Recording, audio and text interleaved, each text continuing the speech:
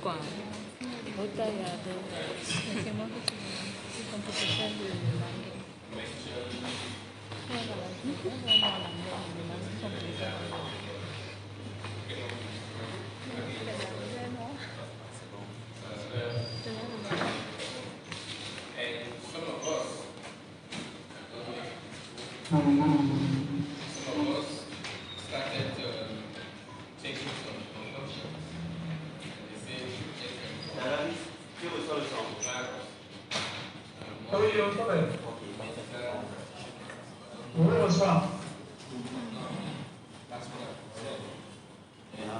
Bonjour à tous. Merci d'être venus à ce forum de conférence sur le commerce électronique de la blockchain. Il y a cela plusieurs mois, nous avons constaté pendant la pandémie que beaucoup n'arrivaient pas à pouvoir gérer leurs activités s'ils étaient confinés à la maison. Ils avaient du mal à pouvoir faire ce qu'ils ont à faire, avoir de l'argent. Parce que même avec le mobile money que nous avons aujourd'hui, c'est très difficile de pouvoir avoir de l'argent, pas de l'étranger, ou bien même ici, pouvoir aller de chercher ce qu'on est confiné à la maison, pouvoir continuer à faire ses activités et pouvoir dans ces activités recevoir de l'argent. Donc beaucoup qui avaient des activités en présentiel et qui voulaient maintenant migrer vers l'activité en ligne, avaient du mal à savoir comment fonctionne le commerce en ligne. Donc ils sont retrouvés bloqués, ils sont retrouvés en difficulté. Certains même ont dû fermer porte parce qu'il n'y avait pas de possibilité de pouvoir quitter de la présentielle pour le milieu numérique. Donc depuis plusieurs mois, nous avons essayé de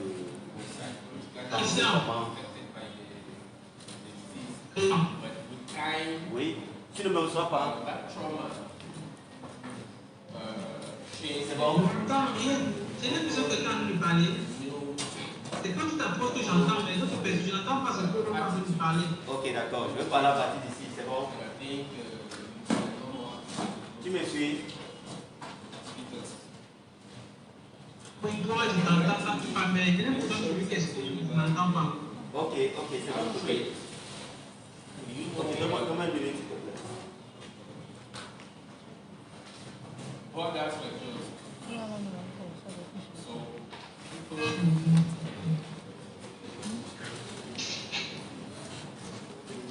Merci à la folle. Voilà, tu me suis? Oui, toi, je te suis. Ok, d'accord. Voilà, donc je disais que depuis plusieurs mois, nous sommes coincés, nous avons des difficultés pour ceux qui n'ont pas eu la possibilité de pouvoir quitter de la présentielle pour le numérique. Ils sont retrouvés coincés et vraiment coincés. Donc ils n'arrivaient pas à gérer leurs propres activités et pouvoir percevoir de l'argent. Étant donné que tous ces gens ont dû, certains fermer leur corps, sont retrouvés en difficulté parce qu'ils ne s'étaient pas préparés à ce qu'une pandémie comme la COVID-19 arrive et ils ne s'étaient pas préparés à ce qu'on leur demande de rester à la maison et ne pas bouger.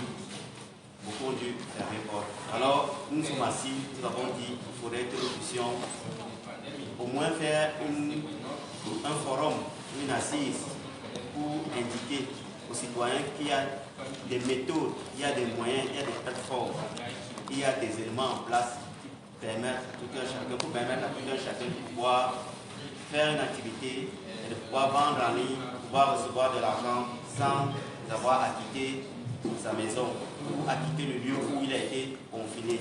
Donc, quel que soit le lieu où on vous arrête, où on vous confine, vous pouvez non seulement à partir de votre téléphone par exemple, à partir de votre ordinateur, à partir de votre ordinateur portable, pouvoir continuer à mener votre activité et pouvoir recevoir de l'argent.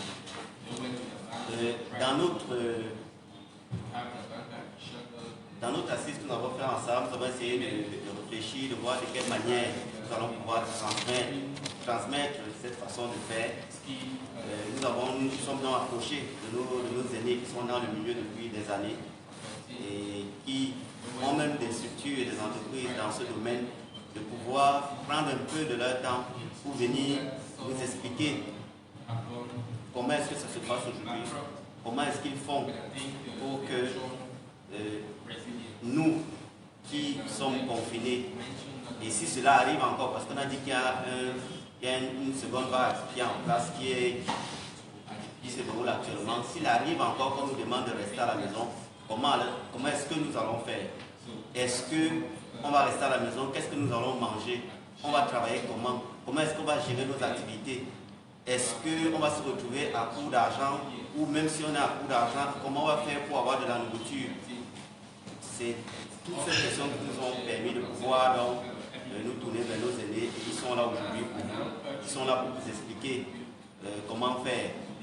Non seulement de façon technique, mais aussi la manière officielle d'aborder la chose. Donc, je ne vais pas m'éterniser, donc je vais donner la parole à M. Nemetia, qui est le CEO de Consulting International, dont il va se présenter et puis il va vous présenter aussi le processeur et le domaine d'activité et pour les aides. Merci beaucoup. Merci pour nous passer la parole. Alors, mon nom est François Modeste Nemetia. Je suis le CEO de e-Consulting International. Donc, je organise pratiquement 20 ans d'expérience dans le domaine de la monétique. Notre première expérience était en 2001 exactement, quand on commençait à lancer les solutions de commerce en ligne au Cameroun.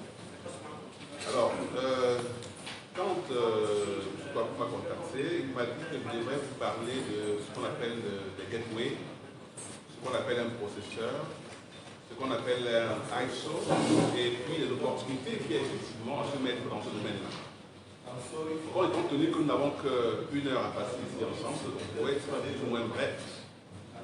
Alors, je vais commencer par la nouvelle économie aujourd'hui est en train d'évoluer. On est en 2021. Et les choses qui se passaient avant le Covid, après le Covid, on ne serait plus jamais comme ce qui se passait avant. Les choses doivent forcément changer.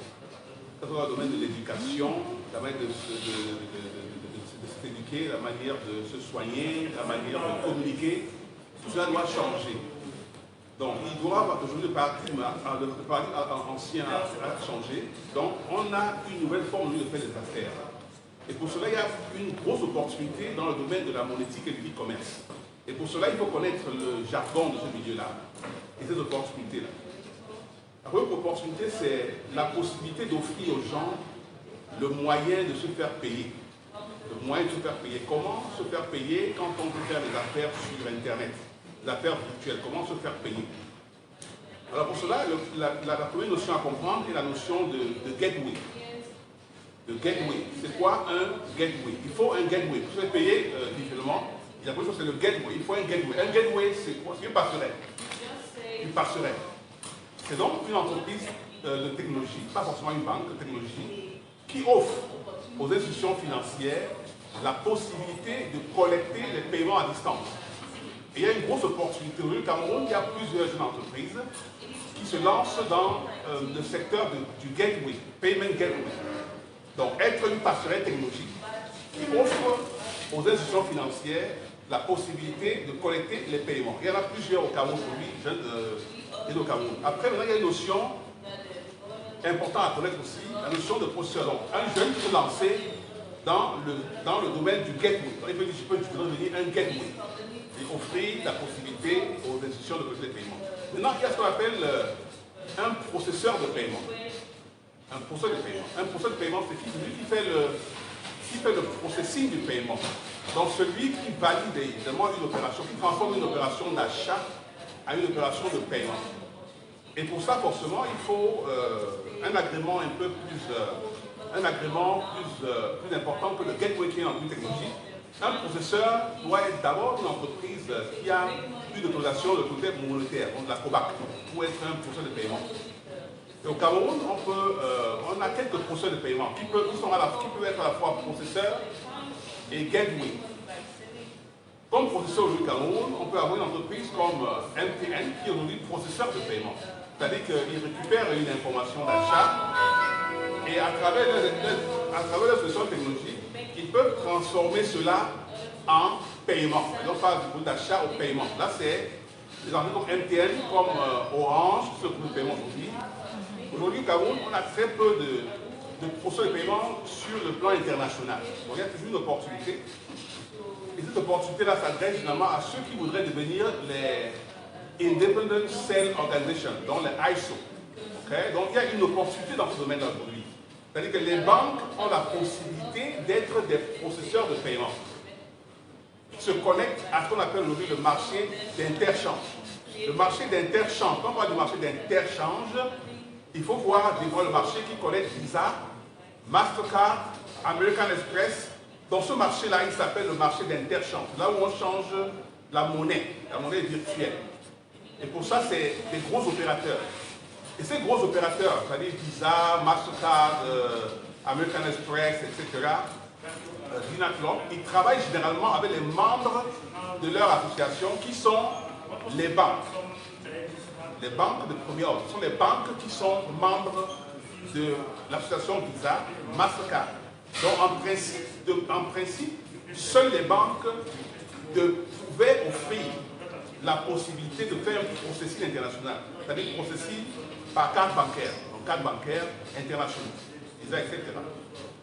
Alors, comme généralement, il y a peu de banques pour le nombre de milliards d'habitants que nous sommes, il y a donc une opportunité qui est offerte maintenant à ceux qui voudraient être les intermédiaires, les ISO, ISO.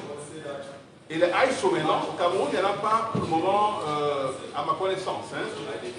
Il n'y en a pas de ISO qui soit agréé au niveau de Visa international, de Mastercard. Pour être un ISO, il faut être introduit par une banque vous introduit. Et ensuite, c'est l'application Visa et Mastercard qui nous donne donc l'autorisation de pouvoir exercer comme étant une ISO. Mais c'est... non, chez moi, ce n'est pas une ISO. Non. Pardon? Chez moi, pour être un ISO, il n'est pas encore ISO, mais il pourrait être... Donc, ils sont chez moi avec les studios aujourd'hui, peut devenir ISO en expliquant le ISO comme ça on l'expliquait. C'est-à-dire que le ISO, c'est l'intermédiaire. En principe, on ne doit pas regarder un ISO comme une grosse compagnie. Oui, une grosse compagnie qui forcément est au niveau des banques pour être ISO. Un ISO peut être un individu, ça peut être vous, ça peut être n'importe qui dit je voudrais être ISO. Alors pour devenir ISO, la procédure n'est pas extrêmement complexe. La première chose c'est d'abord de savoir comment fonctionne le monde du processus politique, c'est-à-dire de Visa, le marché d'interchange. On sait comment il fonctionne. Ensuite, on propose à une banque de vous parrainer pour devenir officiellement le ISO pour une zone. Parce qu'on est ISO pour une zone. Un ISO, par exemple, qui est en Europe, n'a pas l'autorisation de faire de l'intermédiation pour le Cameroun. Les marchés sont divisés. Il y a les marchés européens, il y a le marché de l'Afrique et puis l'Asie mélangés. Il y a le marché américain, donc les marchés qui sont vraiment différents. Donc il y a donc la notion de ISO qui est une opportunité, une grosse opportunité à saisir pour les Africains, les Camerounais, de devenir des ISO et offrir cette solution aux différentes banques. Alors, comme on parlait tout à l'heure, on a parlé de processeurs, on a parlé de gateway, on a parlé de ISO. Mais comment maintenant ils sont liés? Quelles sont les opportunités qu'il y a dedans? Donc, premièrement, les opportunités dedans, c'est que les banques ne pouvant offrir leurs services à tout le monde. Une banque n'est pas capable d'offrir son service au grand nombre. Il faut donc ces intermédiaires-là qui vont permettre aux banques de faire du processus.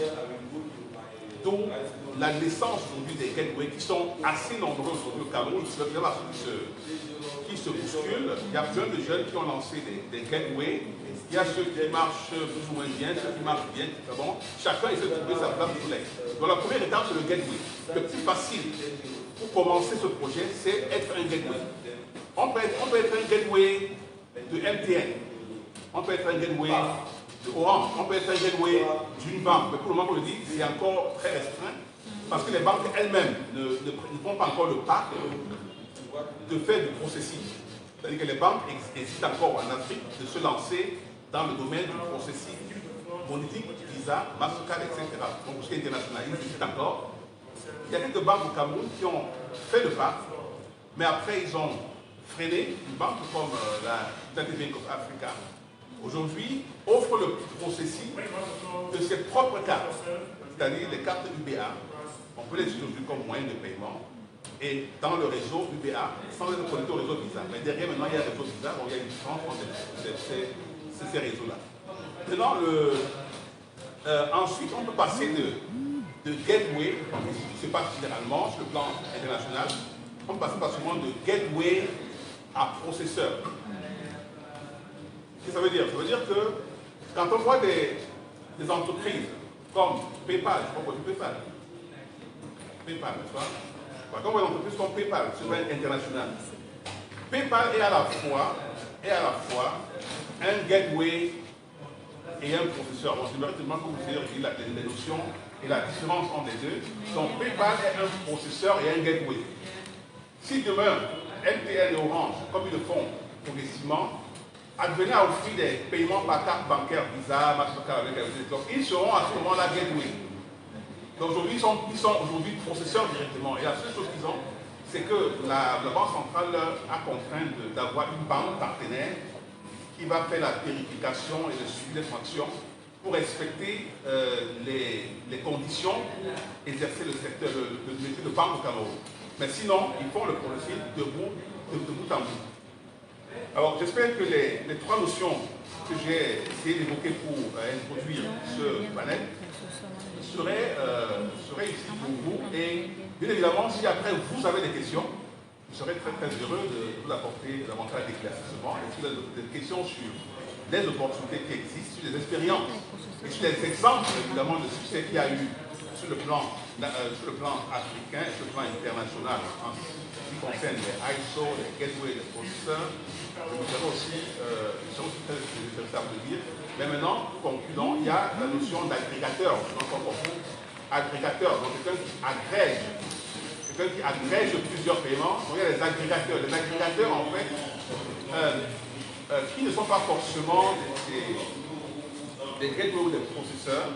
Les agrégateurs, simplement, c'est des gens qui mettent ensemble plusieurs solutions de paiement pour permettre au grand nombre d'utiliser à partir d'une seule application, à partir de l'application connectée à plusieurs processeurs de paiement. Donc on parle d'agrégateurs. Ce sont des partenaires technologiques, mais qui ne sont pas forcément écrits comme des gateways. Parce que l'agrégateur, pour être un agrégateur, il faudrait avoir une vraie convention avec le processeur. Et que le processeur maintenant vous donne la possibilité d'offrir ses services. Et dans ce cas-là, la dernière notion, c'est que une fois que vous êtes un vrai agrégateur, vous devrez être capable d'offrir ce qu'on appelle les Dynamic Descriptors. Ça veut dire quoi? Ça veut dire que quand quelqu'un vient utiliser votre solution d'application pour vendre sur Internet, il faudrait qu'auprès du client, que c'est son nom qui apparaisse. Par exemple, si Njoya vend les goyabes et utilise un agrégateur qui s'appelle, je ne sais pas, l'agrégateur d'Entention, il faudrait que quand le client vient payer, qu'à la fin du processus, on retrouve que le paiement s'est fait à partir de Njoya, c'est-à-dire le vendeur. Là, c'est un agrégateur, évidemment, qui a un vrai contrat d'agrégation. Puisqu'il y en a, évidemment, qui prennent leur propre compte pour devenir agrégateur. Mais en réalité, c'est leur nom qui apparaît quand on fait l'opération de paiement. Là, ils n'ont pas un contrat d'agrégation avec le producteur. Ils essaient de trouver autre chose que l'agrégation. Bon, merci pour m'avoir suivi et j'espère bien que vous aurez des questions intéressantes après. Merci.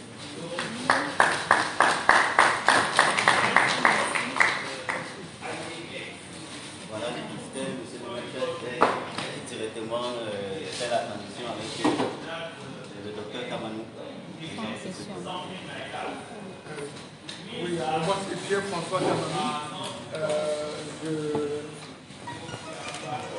On nous définissons des solutions de communication pour les entreprises. Alors, je ne voudrais pas, dans ce que M. Nemacha a présenté, c'est vrai que c'est un peu technique. Je vais essayer d'être un peu moins, mais ce n'est pas évident, de ne pas parler technique ici. J'espère que vous allez pouvoir retenir quelque chose de tout ce qu'on va dire ici. Alors, le thème qui nous réunit, le e-commerce, n'est-ce pas? Alors, e-commerce, c'est quoi? C'est généralement un acte d'achat à distance, n'est-ce pas? À travers les réseaux de communication. Et il faut distinguer deux types de réseaux de communication. Réseau de communication par Internet, donc c'est ça qu'on dit e-commerce. Donc la transaction se fait par le réseau Internet, n'est-ce pas? Mais donc là c'est purement l'acte d'achat, la transaction. Donc M. Nemacha essaie d'expliquer derrière le processing, les traitements qui sont faits derrière pour que cette opération de paiement d'un bien, d'un service se passe normalement. Et tout cela à distance. Entre un consommateur que le marchand ne connaît pas, n'a jamais vu, et vice-versa. Donc l'acheteur ne connaît pas le marchand ne connaît pas l'acheteur. Alors ça c'est l'économie numérique, c'est une autre façon c'est un des aspects de l'économie numérique. Cette transaction entre des personnes qui ne se connaissent pas, qui ne se voient pas. Alors que l'économie traditionnelle, généralement, qu'est-ce qui se passe dans l'économie traditionnelle? On se déplace, on va dans une boutique qui est physique, n'est-ce pas? Et on commence par échanger, on converse d'abord.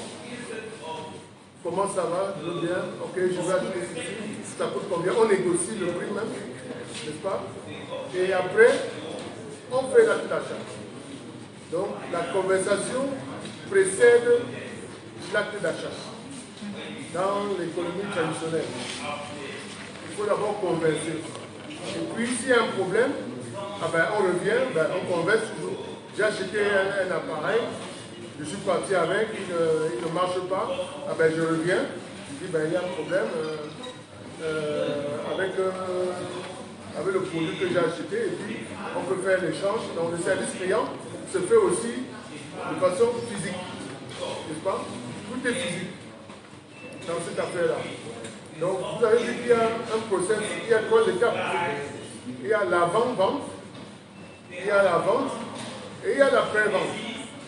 Donc tout cela se fait de manière physique dans notre économie traditionnelle.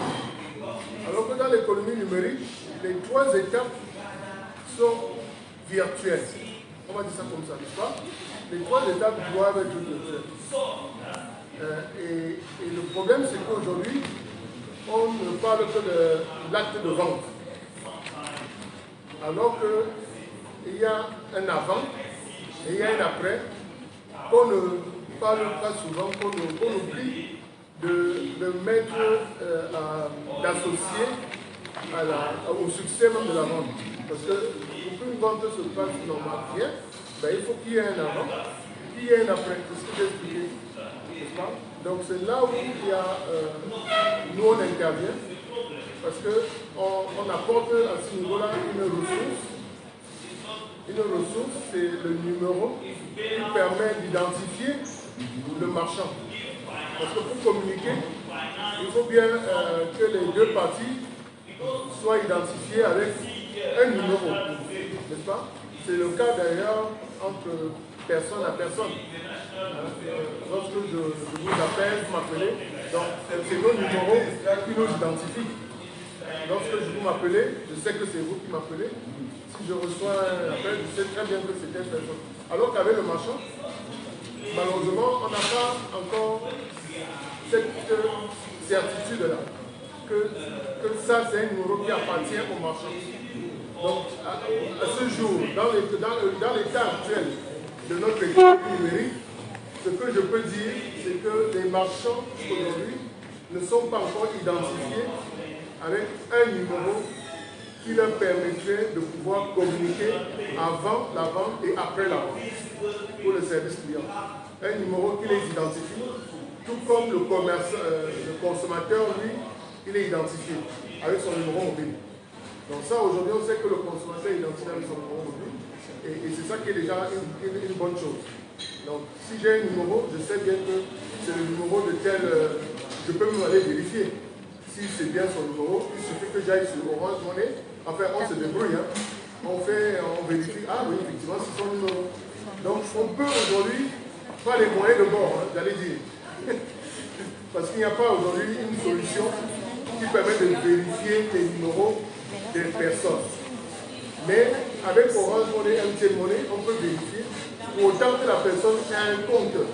Hein, Orange Money ou MTN Money. Mais pour l'entreprise, comment on peut savoir que ce numéro appartient à telle entreprise? Lorsque je reçois un appel, je reçois un SMS qui me dit « Ah, voilà, je me présente en tant que telle entreprise. » Qu'est-ce qui me prouve que c'est bien cette entreprise-là qui m'envoie les SMS? Ah ben non, on est aujourd'hui dans le contexte d'usurpation de nom, usurpation de numéro, de fraude. Donc on constate qu'on est dans un environnement où la cybercriminalité ne fait qu'augmenter, n'est-ce pas? Parce qu'on veut détourner l'argent des gens. Généralement, ça revient au compte mobile money. On veut détourner les comptes. Oui. Oui. Oui, oui. Oui, voilà. Ah oui. C'est pas évident. On me dit pas de me dire là où je suis. Ok, je te laisse la place. Hein. Vas-y, comme tu es à distance. Merci beaucoup.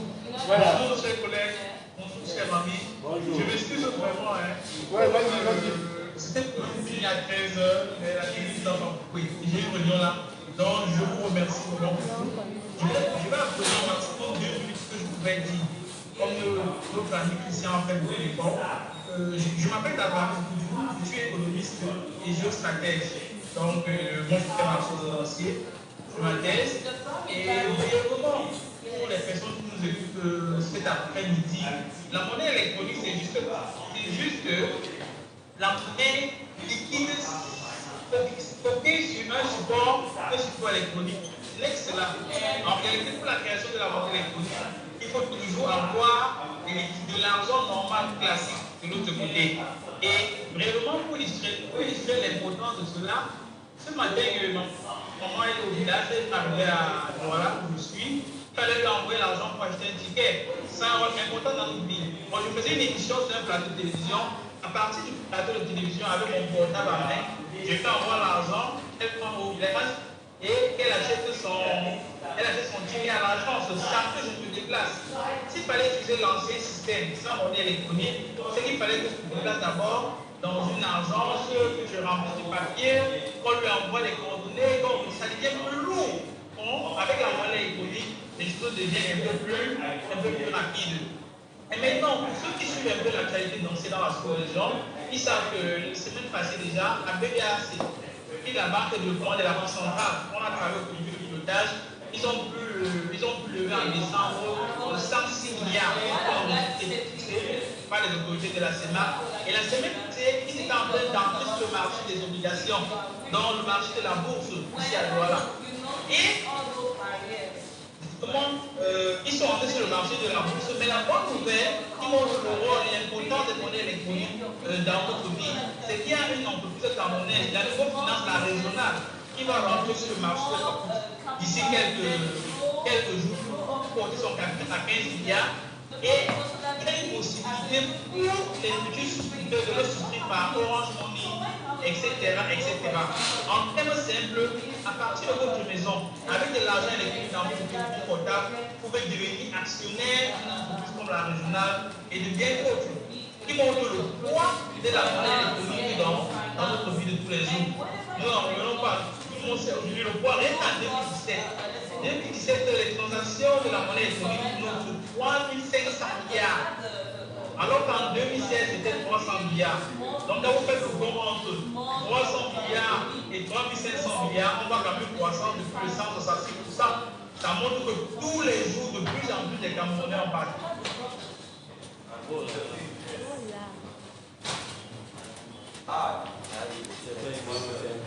Oui.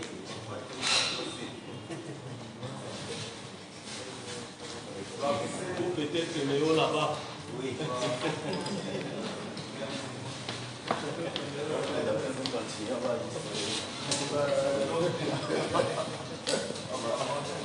Je pense qu'il va aller à l'ambassade. Non, c'est bien que oui, c'est pas docteur, là c'est bon. Bon, je ne sais pas comment on va switcher là. Ok, c'est vrai que je n'avais pas prévu aller plus loin. On va donc conclure.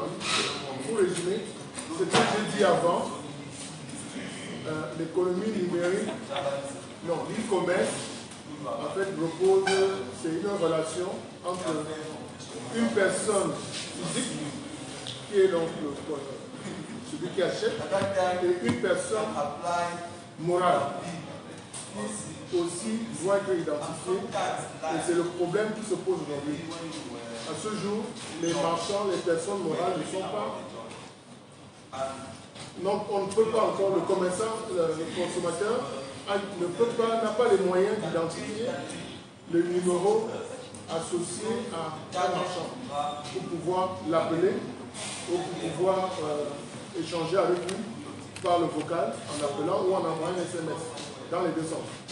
Alors, effectivement, ça pose un problème parce que les marchands utilisent plutôt les numéros mobiles. La plupart des marchands sur les sites e-commerce, vous allez voir que, pour ceux qui sont là, je suis sûr qu'ils communiquent service client, ils mettent un numéro mobile. Alors que le numéro mobile, normalement, identifie une personne physique, mais n'identifie pas une personne morale. Alors, si je fais un transfert d'argent sur un numéro mobile qui appartient à une personne et n'appartient pas à l'entreprise, ça pose un risque d'écoulement de fonds. Parce que je ne peux pas encaisser les fonds d'une entreprise sous le nom d'une personne physique. Donc voilà un des problèmes qu'il va falloir résoudre et sur lequel nous nous activons, n'est-ce pas? C'est un problème de régulation, c'est un problème avec les différents acteurs de l'écosystème pour pouvoir améliorer l'offre, n'est-ce pas? L'offre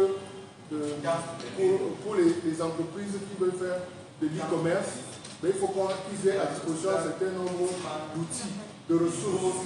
Et parmi ces ressources-là, ils peuvent avoir un site web facilement. Donc derrière le site web, il y a une adresse IP, mais ils peuvent aussi avoir un standard téléphonique pour les appels. Ils peuvent avoir un service client. Donc ça fait partie des ressources de support pour les entreprises qui veulent se lancer dans le e-commerce.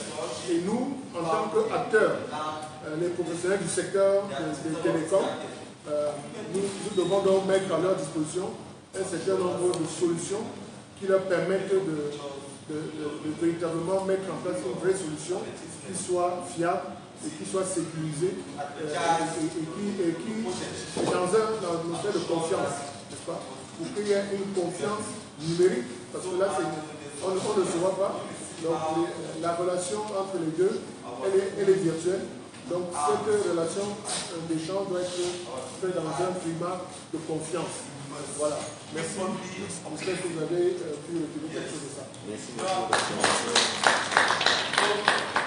Donc, je vais passer rapidement la parole au président de la Blockchain Association Cameroun pour qu'il puisse donner son point de vue et continuer. D'accord, bonjour tout le monde. Je suis Armand Gaëtan Guetti, je suis un passionné de technologie et un panafricaniste averti. Je pense que la technologie peut permettre à l'Afrique de renaître de ses cendres et de se positionner et de compétir avec le reste du monde dans les années à venir, pas fermement. Je suis un spécialiste des systèmes d'information et un spécialiste de tout ce qui est stratégie digitale, notamment dans le segment géostratégique. Je suis le président de la Blockchain Association of Cameroon, que j'ai cofondé il y a 3 ans et qui aujourd'hui est à sa phase de lancement inédite de l'ensemble du territoire national. Avant de poursuivre, permettez-moi de m'attarder un peu sur le terme blockchain.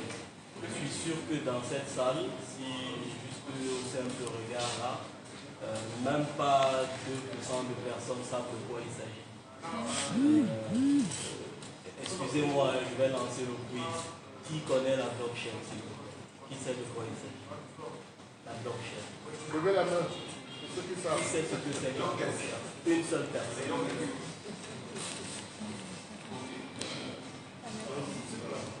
Donc si je suppose qu'il y en a qui savent mais qui ne veulent pas lever la main, je suis dans les environs de 2%, donc je n'ai pas compris. Parce que je sais quand même, juste au regard, ceux qui savent de quoi il s'agit.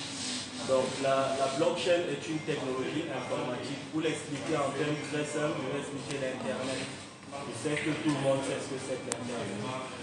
Donc la technologie blockchain est un réseau comme l'Internet, mais un réseau défini pour valider des transactions et mettre un mécanisme qui permet de tracer la fiabilité des informations validées. Je prends un exemple dans cette salle.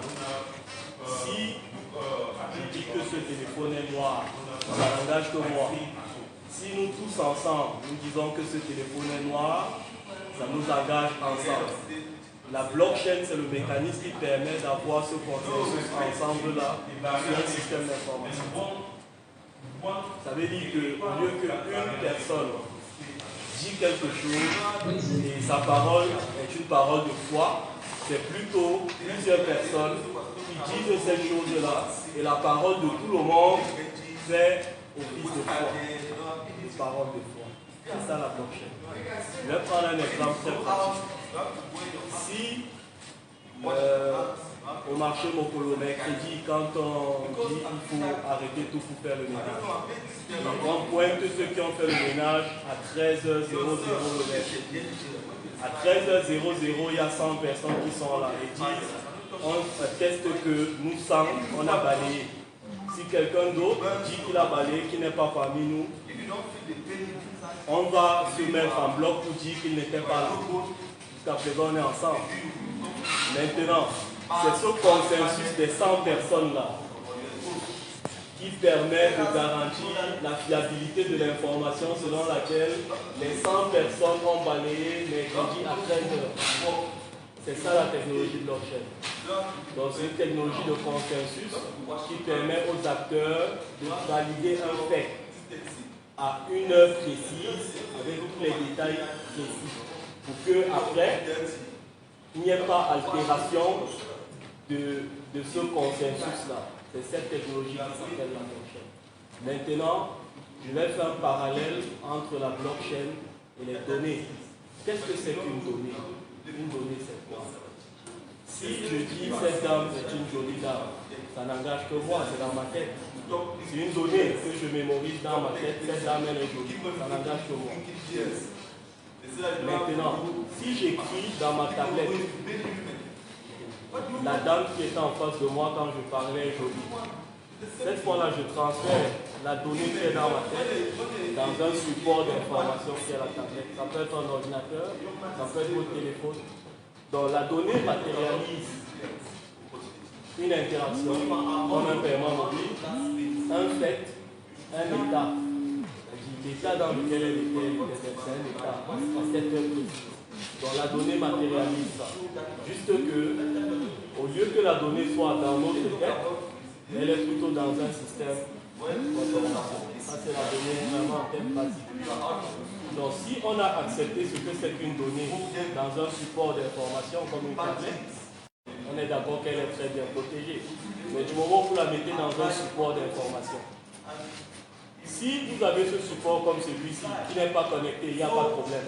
Il n'est pas connecté. Mais du moment où vous mettez Internet dessus, vous voyez que, à part vous, il est potentiellement possible que quelqu'un d'autre ait accès à la donnée. Donc il faut des mécanismes pour protéger et pour sécuriser la donnée en question. Donc la donnée peut être tout. Ça peut être votre carte de naissance, ça peut être votre compte bancaire, ça peut être vos photos, ça peut être vraiment tout ce que vous pouvez imaginer. Se matérialise sous forme de données dans les systèmes d'information. Maintenant, comment rapprocher la technologie blockchain de la protection et de la sécurisation des données? Parce que c'est de ça qu'il est question. Donc, comme j'ai dit tout à l'heure, vraiment en langage très simple, la technologie blockchain permet de garantir le consensus entre les acteurs par rapport à un fait qui impacte une donnée. Ça veut dire qu'aujourd'hui, tel que cette technologie fonctionne, c'est l'une des technologies les plus fiables qui existent pour garantir la fiabilité et la protection des données. Donc je ne vais pas aller à plus. Faites des recherches sur ce que c'est que la blockchain. C'est quelque chose de très passionnant. Aussi, pour finir, je vais faire un parallèle qui est en train de chambouler le monde. Je sais que beaucoup d'entre vous ont entendu parler des crypto-monnaies, des bitcoins, ceci, cela, il y en a des milliers. C'est cette technologie blockchain qui permet aux crypto-monnaies d'exister aujourd'hui. Avec le même mécanisme. C'est-à-dire, quand je transfère de l'argent, j'ai bien aimé l'exposé de M. Nemacha et de mon grand frère, le président Kamanou. Mais ce que j'ai dénoté, c'est qu'à chaque fois dans leur exposé, vous vous rendez compte qu'on parle d'agrégateur, on parle de ISO, on parle de ceci, cela. Moi, dans mon langage, en tant qu'un master de la blockchain, je dis ça, c'est trop pour moi. Pourquoi pour faire une transaction, il faut des milliers d'intermédiaires au milieu? Imaginez, vous voulez envoyer de l'argent aux États-Unis ou bien vous voulez en recevoir. C'est-à-dire, un individu qui doit vous envoyer de l'argent des États-Unis va à Western Union. Il dépose de l'argent. Western Union, comme l'a dit le grand frère, est affilié à une banque. La banque est affiliée à une banque centrale. La banque centrale est sur le réseau des banques centrales du monde. Il transfère à l'autre banque centrale, ainsi de suite. Tous ces intermédiaires-là vous coûtent de l'argent. C'est pour ça que vous payez les frais chers. Chaque fois qu'il y a un intermédiaire entre une transaction, vous allez payer le prix. S'il y a un intermédiaire, vous allez payer le prix par N. C'est comme ça. Donc, la technologie blockchain élimine les intermédiaires. Aujourd'hui, avec la blockchain, vous pouvez envoyer de l'argent, quel que soit le montant du Cameroun aux États-Unis, en 2 secondes, sans intermédiaire et sans frais. Donc, ça, c'est les bénéfices de cette technologie révolutionnaire qui est en train de changer le monde. Merci. Ok, merci beaucoup, vraiment. Donc, nous allons passer aux questions. La régulation va s'adapter. Nous allons passer aux questions. Qui a des questions à poser aux responsables? Oui, je vous en prie, monsieur. J'ai une question pour M. Kamanou. Oui, il y a des questions. Voilà. Donc, il parlait de l'identification marchande. Oui, je suis Alphonse Tazor. Je fais dans la conception des plateformes pour le e-commerce. Donc, je fais l'accompagnement pour les e-commerçants. Donc, vous avez parlé tout à l'heure de l'identification des marchands.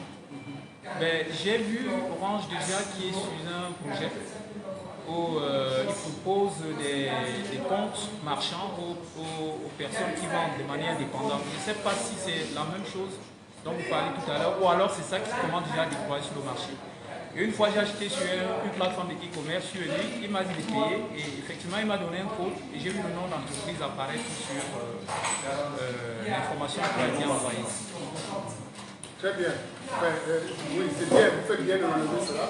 En effet, Orange aujourd'hui, dans le cadre de la transaction, du transfert d'argent, souvenez-vous, pour faire un transfert de mode d'argent de risque, ça se fait entre le numéro identifiant de personne à personne, les numéros identifiants, c'est les numéros mobiles. Je peux vous transférer de l'argent, à partir des numéros mobiles. Ça, c'est par rapport aux opérateurs de mobile money que sont Orange et MTN. Maintenant, pour le paiement mobile, on peut dire que le paiement mobile, c'est plutôt un transfert d'argent, mais pas à une personne physique, mais à une personne morale. D'accord? Là, on est d'accord. C'est comme ça qu'on peut définir le paiement mobile. Je transfère de l'argent, pas à un numéro mobile, mais à un numéro identifiant.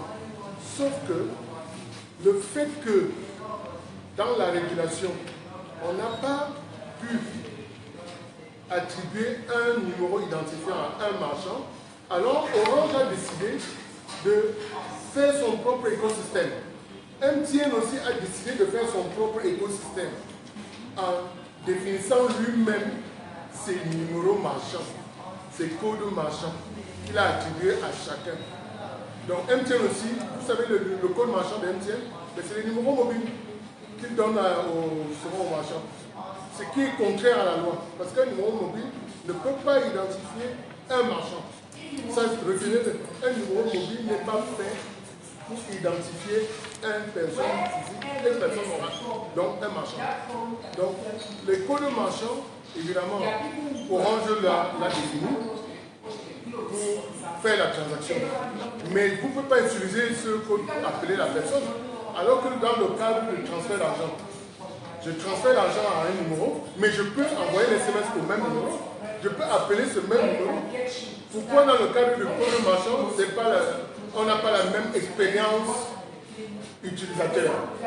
Pourquoi le code marchand, je ne peux pas appeler alors? Est-ce que vous pouvez appeler le code marchand pour Orange vous donne? Non. Alors que lorsque je fais le transfert d'argent à une personne, je peux appeler le numéro sur lequel j'ai fait le transfert d'argent. On est d'accord? Au moins pour savoir s'il a reçu l'argent, je peux lui envoyer un SMS. Pourquoi avec le code marchand, on ne peut pas appeler le numéro là pour le service client? C'est ce que je suis en train de dire. C'est qu'on peut généraliser, on peut aller plus loin que ce qu'ils ont fait là. En fait, ils ont bricolé, n'est-ce pas? Parce qu'il y a un problème de régulation de ce secteur de e-commerce. On peut faire mieux. Et c'est ce que je cherche, c'est ce que nous cherchons à faire, si vous voulez. On espère que les pouvoirs publics vont accompagner cette démarche-là. Est-ce qu'il y a d'autres questions? Oui. Toutes les questions une fois. Comme ça, Non, c'est interactif. C'est interactif. C'est la même question. Donc, je vais embrayer sur la même question. Toujours en parlant de blockchain, puisqu'il s'agit de ça. Aujourd'hui, quelle est l'autorité camerounaise qui régule l'identification des entreprises? C'est les impôts. Aujourd'hui, qui il faut croire quand on veut identifier une entreprise? C'est les impôts. Ça veut dire que quand je ferme les yeux, j'ai un écosystème impôts et usagers. Les usagers peuvent être des personnes physiques ou morales, avec à la base les impôts. Si je mets un écosystème blockchain extrêmement fiable, extrêmement sécurisé, extrêmement flexible, que l'impôt possède, c'est-à-dire une plateforme que l'impôt possède, à partir de là, le reste c'est quoi? C'est la confiance. Parce que quand tu viens me donner ton registre de commerce, ce n'est pas à toi que je fais confiance, c'est à l'impôt. Donc si je mets une technologie blockchain que l'impôt possède, et à l'intérieur, j'identifie toutes les entreprises du Cameroun sur un système d'information. À partir de là, tous les usagers sur la plateforme ont forcément une confiance aveugle parce que la technologie, elle la garantit. Et deuxièmement, parce qu'elle est de l'appropriation des impôts. Ça résout tout ce problème. Tout ce problème est résolu. Ça s'appelle l'identité numérique. Par la blockchain. D'accord. Je vais essayer aussi d'en payer. Je suis très content d'avoir mon passeport de la blockchain. C'est formidable. Bon, en fait, je dois dire ce que le docteur Kamano a dit résout un problème. Et la question que notre intervenant ici, c'est une question importante. Normalement, quand on est dans un secteur comme le commerce, il faut qu'on se dise que ça vient de quelque part. Et ce quelque part, finalement, c'est les Américains qui ont commencé les premiers. D'ailleurs, c'est les gros consommateurs en termes de e-commerce aujourd'hui. Voilà, les gros consommateurs. Donc, pour le compte marchand, c'est une grande guerre. Une grande guerre parce que le docteur Kamanou a un projet qui est intéressant. Finalement, le filaire est ce qui devrait identifier les entreprises. Quand on a un numéro petit filaire, c'est que l'entreprise existe.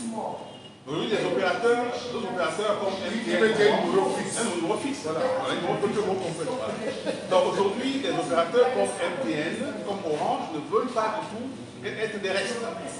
Donc ils ont utilisé la notion empirique de compte marchand. Parce qu'avant, il n'y avait que les banques qui donnaient des comptes marchands. Il n'y avait que les banques qui attribuaient des comptes marchands. Et un compte marchand était un numéro de compte bancaire spécial qu'on attribuait à quelqu'un ou une entreprise pour faire du commerce. Et généralement, pour faire du commerce électronique. On appelle le compte marchand. Donc, c'est une notion imaginée, conçue par les banques.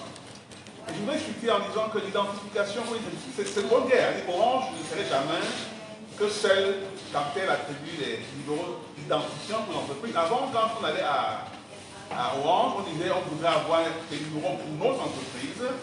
Ils demandaient à l'entreprise d'apporter la carte d'identité de chaque individu. Exactement. Pour être conforme à la loi. Tout à fait. Sauf qu'aujourd'hui, avec le vide juridique et pour encourager le e-commerce aujourd'hui, l'État essaye de ne pas être très regardant. Et depuis un certain temps, Orange essaye aussi d'attribuer des numéros identifiants pour les marchands, pour ne pas être des restes. Mais alors, je me voudrais quand même briller pour dire que tout cela ne suffit pas. Je reviens pour mon voisin de la blockchain. Tout cela ne suffit pas. Aux États-Unis, aujourd'hui, il y a un numéro identificateur pour tout le monde. C'est le Social Security Number, c'est l'employé. Mais ça ne suffit pas pour le e-commerce, malheureusement. C'est-à-dire que le fait que j'ai un social, le fait que j'ai un EIN, donc Employee Identification Number, ne veut pas dire que je suis crédible quand je fais des affaires sur la toile.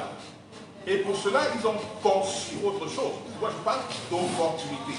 Donc, ils ont conçu une opportunité qui peut aussi être pour les jeunes Camerounais. C'est qu'à côté, justement, on a créé quelque chose qui n'est pas la blockchain, puisqu'elle n'existait pas à l'époque. Avant qu'on invente le Bitcoin, on ne la connaissait pas. Donc, aujourd'hui, ils ont créé ce qu'on appelle le Beta Business Bureau. C'est-à-dire que c'est des individus qui se sont regroupés, on dit, mais comment crédibiliser les gens sur Internet? Parce qu'on peut être une entreprise très vieille, qui a un social aussi trop vieux, et qui fait des affaires sur Internet, mais après on se retrouve en train d'être filou, escroc. Donc, on a créé le Beta Business Bureau. C'est une association que les gens peuvent créer.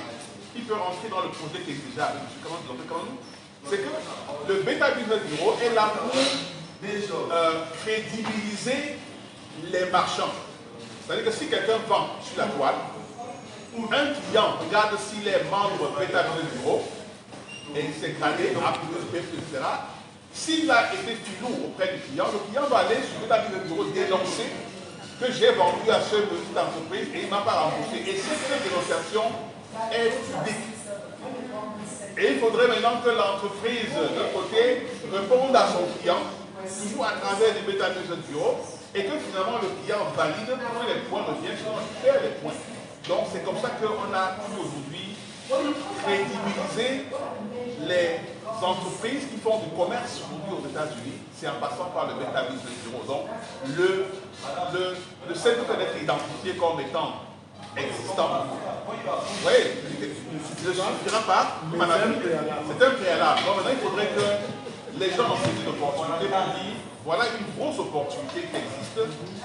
Comment profiter de cette opportunité pour devenir un grand opérateur dans le domaine? C'est-à-dire qu'un positionnement comme celui qui est entre le client et le marchand, c'est une opportunité. Et une fois que moi-même je suis crédible, parce que celui qui crée le projet doit être lui-même crédible, une fois que je suis crédible, évidemment, les gens vont croire en moi et c'est comme ça que je vais avoir un réseau qui va donc grandir. Et en faisant un peu discuter, on peut maintenant parler de ça, de là, et ajouter au projet qui existe, à partir d'un Beta Business Bureau, créer non seulement les identités des marchands publics qui existent, mais maintenant créer une identité qui identifie à la fois les marchands et les acheteurs. Vous savez, au Cameroun, aujourd'hui en Afrique, il n'y a pas d'adresse. Donc quand vous allez sur les sites internet pour acheter, on vous demande votre adresse, vous dites B, peu l'adresse. Et les qui ne vous vendent pas du tout leur service. Donc on pourrait arriver en Afrique à dire qu'on n'a pas d'adresse, parce que chaque problème est une solution. On peut profiter de porter qu'on n'a pas d'adresse et créer un système d'adressage. Ça veut dire que le Beta Business Bureau va donc identifier les gens, va certifier qu'ils existent et ils auront un numéro identifiant. Et quand ils seront sur Internet, on saura qu'effectivement ces personnes existent. Voilà, ça c'est trois conclusions. Voilà, est-ce qu'il y a encore des questions? Oui, la dame, s'il vous plaît.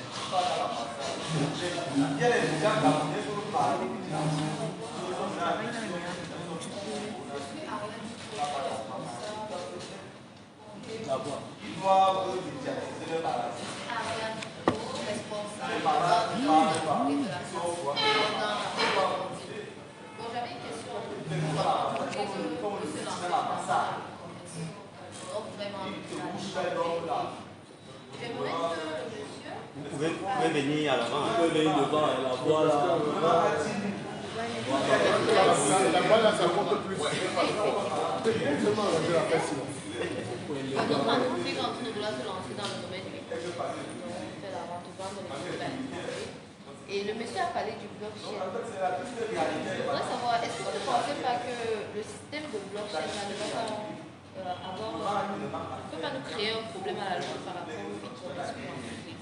Vous avez dit que c'est un mouvement de plusieurs personnes. Vous avez dit un mouvement de plusieurs personnes. Bon, maintenant, si parmi ces personnes, la personne ne certifie que le produit qu'on a avancé est un bon, qu'est-ce qui prouve au client que le produit qu'on a donné est le bon? Puisque vous dites que si une personne se désengage, même si les personnes ne se désengagent pas, qu'est-ce qui prouve que le produit qui est donné est le bon? D'accord, ça c'est une très bonne, c'est une excellente question qui interpelle la responsabilité socio-humaine avec l'interaction avec les systèmes d'information. Quand une personne bien constituée interagit avec un système d'information, ce n'est pas le système d'information qui va le changer. Si un terroriste prend le réseau Visa et réussit à prendre le contrôle, il va mal l'utiliser. Si un tueur prend l'accès à un réseau, il va mal l'utiliser. Si on a vu l'Ambakouin, aujourd'hui les séparatistes utilisent des crypto-monnaies pour lever des fonds, pour financer leurs armes. Donc la technologie ne change pas la mentalité humaine. La technologie est là au service de la masse. Et la technologie doit être accompagnée de la régulation. C'est le rôle de l'État de réguler, de s'assurer qu'il n'y a pas les mauvais acteurs, il n'y a pas ceci. Et puis pour une entreprise, parce qu'il y a des plateformes open, il y a des plateformes privées. Une entreprise qui possède une plateforme privée, c'est de sa responsabilité. D'ailleurs, la définition de plateforme fait un parallèle entre les acteurs dans la plateforme et la capacité de la personne qui gère la plateforme d'éliminer les mauvais des bons. Par exemple, pour laquelle sur Facebook ou sur Twitter, quand Donald Trump dit quelque chose qui peut représenter un danger, Twitter l'enlève, parce que Twitter est maître de sa plateforme. Donc si vous développez une plateforme privée pour mener vos activités et vous utilisez la technologie blockchain pour certifier les produits, vous avez la responsabilité de vous rassurer que le produit que vous mettez en certification sur la technologie est vraiment fiable. Parce que si demain ce n'est pas le cas, ça engage la responsabilité sociale de votre entreprise. Si vous avez une plateforme qui laisse les personnes poster des produits, vous devez mettre un mécanisme sur pied, notamment les feedbacks et l'analytique, l'analyse des données. Pour que ceux qui ont le plus de mauvaises notes, si les gens se plaignent que celui-ci va vendre un mauvais truc, vous utilisez l'analyse de données pour écarter les mauvais acteurs de la plateforme. C'est exactement ce qu'Amazon. Amazon a eu des gros scandales de contrefaçon sur sa plateforme. Il a utilisé les préceptes de la plateforme associée pour écarter les mauvais acteurs et maintenir les bons. Donc la technologie est juste là pour faciliter, mais il faut toujours un département légal dans votre activité, il faut un département de compliance pour s'assurer que les produits sont plus de santé. Il faut un mécanisme de retour d'expérience pour que ceux qui utilisent ces produits puissent rapidement s'exprimer si c'est bon ou pas. Et il faut un mécanisme de settlement. Settlement, c'est si la personne a acheté un truc, c'est pas bon, il faut qu'il soit remboursé. Un mécanisme de settlement. Quand ces 4 facteurs sont mis en marche, la technologie peut faire un frein pour augmenter notre chiffre d'affaires.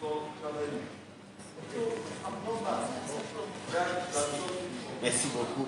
Donc, il n'y a plus de questions. Est-ce qu'il y a encore des questions? Non. Ok, merci beaucoup. Merci à tous ceux qui sont venus aujourd'hui. Merci pour votre présence. Merci à nos aînés qui ont accepté de se déplacer. Donc, pour ceux qui vont vouloir prendre le numéro ou bien entrer en contact avec eux, vous pouvez le faire actuellement parce que la séance est levée. Monsieur.